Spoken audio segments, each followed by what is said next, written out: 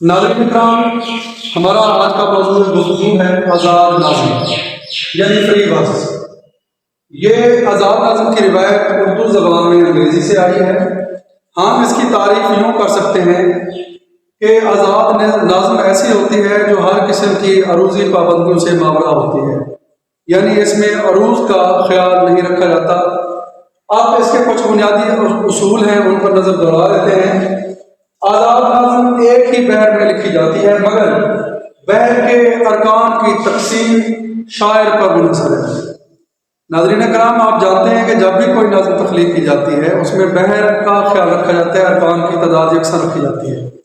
اس کے اندر آپ ایک ہی رکن کو تقسیم کر سکتے ہیں، فعول کو فعول علیحدہ رکھ سکتے ہیں اور اس کا جو رکن کا حصہ ہے دون اس کو بھی آپ علیحدہ رکھ سکتے ہیں۔ اسی طرح سے مفاعل میں ایلن کو الگ کیا جا سکتا ہے، مفاع کو الگ کیا جا سکتا ہے۔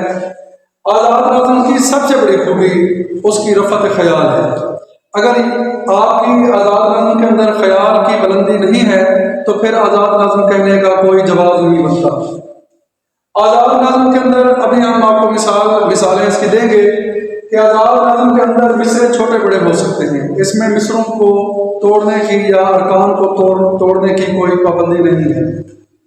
اب آزاد نظم کے لیے قافیہ اور ردیف ضروری تو نہیں ہے، لیکن بعض شعراء کرام صوتی اثرات کو مد نظر رکھتے ہوئے کبھی کبھار قافیہ اور ردیف کا اہتمام بھی کر لیتے ہیں۔ آئیے ہم آزاد نظم کے بانیوں کی طرف چلتے ہیں۔ ناظرین کرام، نون میم راشد، تصدق حسین خالد اور میرا جی کے بارے میں کہا جاتا ہے، ناقدین کہتے ہیں کہ یہ تینوں آزاد نظم کے بانی ہیں۔ اب اگر آپ کہیں نون میم راشد، تصدق حسین خالد یا پھر آپ برترین میرا جی کو، تو ایک لحاظ سے آپ درست بھی ہیں، دوسرے لحاظ سے یہ ہے کہ چونکہ تینوں کا جو زمانہ ہے وہ ایک ہی ہے تو ہم تینوں کو بانیان میں شمار کر سکتے ہیں۔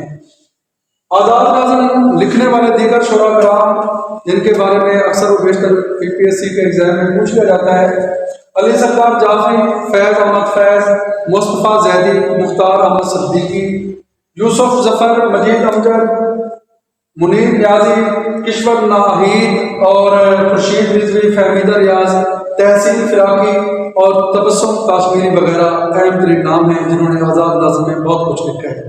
ہم یہاں آزاد نظم میں دو مثالیں لیں گے، انتہائی شارٹ اور مختصر سی نظمیں ہیں۔ ایک مجید امجد کی نظم ہے لاہ دل۔ اس کے اندر آپ کو آزاد نظم کی جملہ خصوصیات نظر آئیں گی۔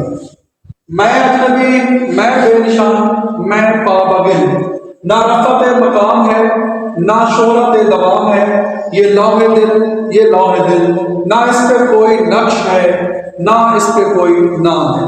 ناظرین اکرام، آپ غور فرمائیے، میں اجنبی، میں بے نشان، اس کے ارکان تو ایک جیسے ہیں، بحر ایک ہی ہے، لیکن یہ ذرا بحر میں طوالت رکھتی ہے، میں پابگل، یہ محض ایک ہی رکن کو یہاں پر رکھا گیا ہے۔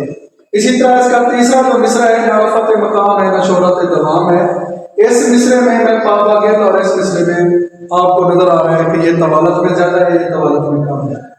دوسری نظم ہمارے پاس مختصر سی ہے نقوی کی، اسے کہنا بدن کاغذ کی ناؤ ہے، اسے گیلا نہ ہونے دے۔ اس کے اندر اس نے 4 مصرے رکھے ہیں۔ پہلا مصرع اسے کہنا، دوسرا مصرع میں صرف بدن۔ آپ غور فرمائیے کہ آپ کسی بھی رکن کو توڑ سکتے ہیں، اس کا ایک مختصر سا حصہ بھی آپ مصرع میں رکھ سکتے ہیں۔ تو کاغذ کی ناؤ ہے، اسے گیلا نہ ہونے دے، یہ ذرا طوالت میں زیادہ ہے۔